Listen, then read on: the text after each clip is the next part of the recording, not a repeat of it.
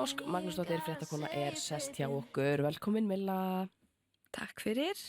Heyrðu, þú fjallaðir núna fyrir rúmlega ári síðan, já svona 1,5 ári síðan, lyfjamisnotkun og þess aftur varst meðal annars tilnefnd til blaðamannaverðlauna fyrir það. Getur kannski bara sagt okkur aðeins hvað þú fjallaði nákvæmlega? Já, já, það enda svolítið stór spurning.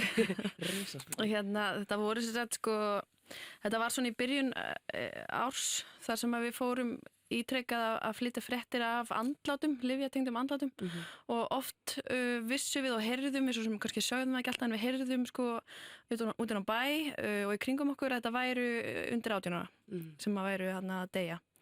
Þannig að við fórum svona svolítið að grafast í þessu og svona aðeins að kynna okkur þetta betur og endaði umfyllinu mín endaði á því að vera viðtal við foreldra sem hefðu nýlega mist strákinn sinn sem var 19 ára segi ég.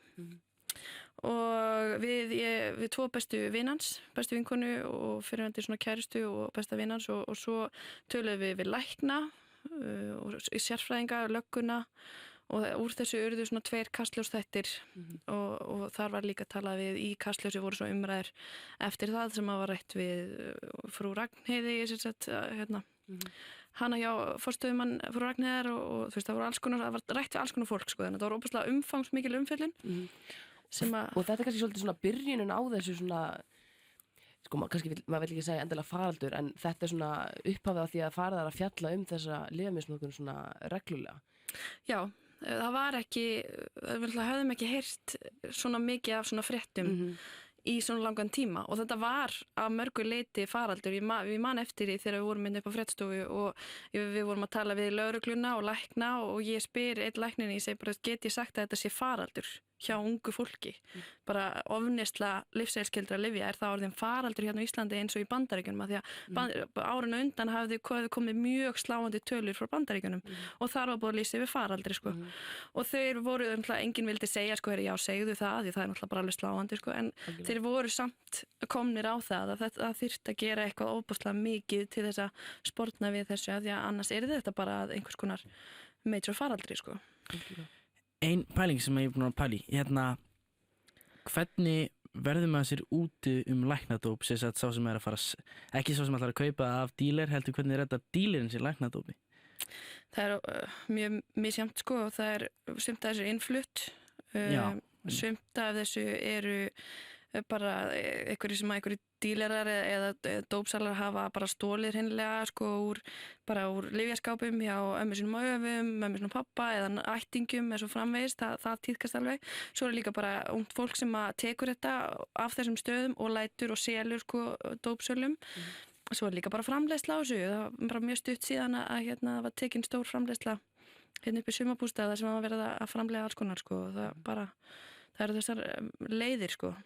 Og núna vinnur sem fréttakona náttúrulega, eru ennþá stöðar fréttir af einhverjum svona andlátum eða einhverjum svona tengdu þessari ofnotkun á lyfjum?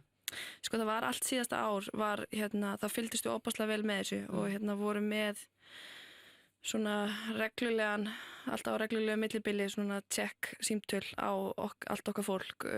Við höfum ekki verið að segja eins mikið að fréttum að því núna í ár, ekki af því að þau gerast ekki, heldur af því að þau eru ekki eins mikið og í fyrra. Það við sjáum það alveg að tölurnar eru miklu betri í ár heldur en í fyrra allavega það sem að vera ári, 7-13, allt það. Þannig en þetta varð bara svo ofbáslega mikið í fyrra og við sáum það strax sko, ég meina þegar við vorum komin í mars þá var einn búin að deyja í hverju viku. Þú veist, það var ekki þannig í ár sko. Þannig að þá það var miklu meira fréttnæmara í rauninni í fyrra og árið í fyrra. Hvað hefur þá breyst síðan þá? Af hverju heldur þetta sé minna? Er það bara tilviljun eða er það bara því að það er búið að fjalla umfjöllunin er orðin meiri og fólk er byrjað að passa sig meira? Sko, ég held að sé alls ekki tilviljun. Ég held að ef við hefðum til dæmis ekki, ef engin fréttamiðl eða þú veist, engin umræð hefði farið á stað í kjölfarið af öllum þessum fréttum í fyrra, þá hefði ekkert gerst. Þá hefði bara held ég haldið áfram og við hefðum ekkert stemt í mjög góð mál. Ég held að fréttaumfjöllunin, það að læknar hafi verið tilbúnir að stíga fram og vara við þessu, það að aðstandendur hafi verið tilbúnir að segja sögu sína sem var náttúrulega í mjög mörgum tilfellum ofboðslega erfitt. allt þetta hafði áhrif á það að foreldrar fóru að vera meðvitaðir að þetta væri raunverulega eitthvað sem að krakkar væri að gera. Þú veist, lögreglan fóru að vera miklu meðvitaðir, þar að búið að setjast að alls konar aðgerðir, eftirlit, lyfja eftirlitið hefur farið í, þú veist, að búið að herða alls konar úthlutanir á þessum reglum, þessum lyfjum segir fyrir ekki. Þú veist, þannig að það var alls konar svona litlar aðgerðir sem er búið að fara í heilbrigðiskerfinu, í samfélaginu, í skólum. Þú veist, bara meðvitundin er orðin miklu meira held ég á þessum tímapunkti sko. Ef við tölum að þessum bara svona þína upplifun að þessu hvað kom þér svona mest óvart við gerð þessar umfjallanar?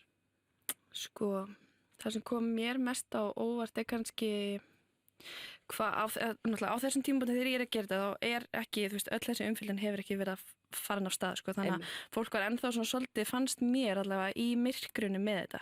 Ég fann einhvern veginn því fleiri einstaklingar sem ég talaði við og sérstaklega kannski innan heilbrigðiskerfisins, í lögreglunni og svo þegar ég fór og talaði bara við fólk og krakkar sem voru í neyslu, allir sögðu sitt hvora söguna. Það sagði enginn bara eitthvað svona já, þetta er í umferð og við vitum af því og við erum að taka á því og við erum að kaupa þetta og við erum að nota þetta. Löggan sagði þessi efni eru í umferð, að meina krakkarnir sagði að við erum að löngu hægt að nota þetta, þessi efni eru í umferð, Xanax er allt í einu komið til landsins, þú veist. Það var fullt af hlutum þarna sem það var ekkert samræmi á milli þessara aðila. Það er kannski það sem komið mest óvart, sko. Mér fannst ég vera stöðugt að fá upplýsingar sem ég var ekkert að geta fengið, sko, frá þeim aðeila sem hefðu átt að veita þær upplýsingar. Akkurat.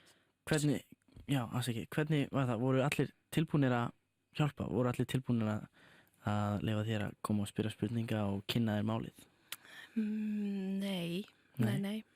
Ég þurfti að fara í svona nokkra leiðangra og hitta fólk og ég tók viðtöl við krakkar sem voru nýlega orðnir edrú eða voru ennþá í neyslu sem við gátum hreinlega bara ekki birt.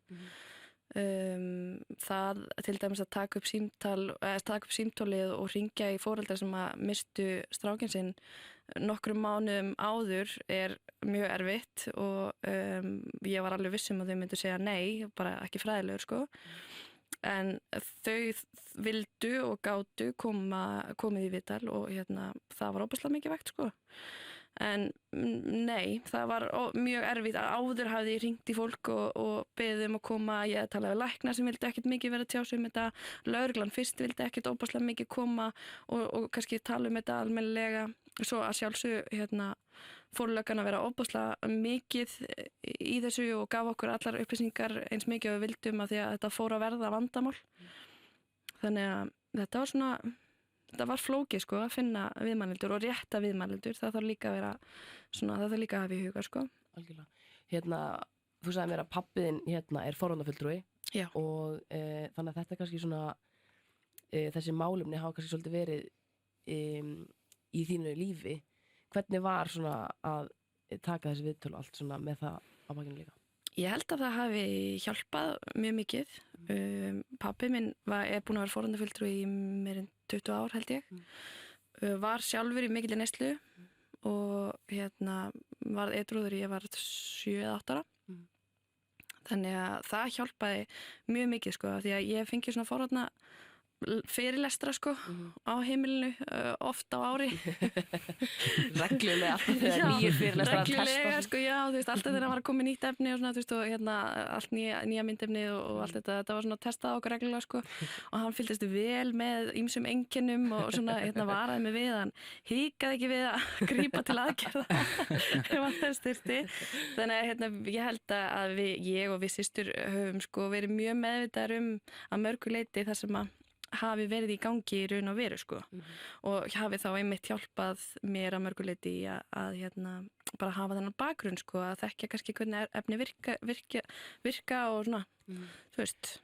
Hvernig finnst þér, bara því við erum að tala forvarnir, hvernig finnst þér það til dæmis vera staðsett núna í dag hjá okkur? Ég held að það sé mikið af fólki að gera óbúslega mikið af góðum hlutum. Ég held að það séu skipta skoðanir á því hvað virki og hvað ekki. Ég veit ekki, ég held bara, sko, eins og þetta forvarnarverkefni sem að fara af stað núna, þetta sem á allra vörum að styrkja, ég held að það sé óbúslega jákvætt.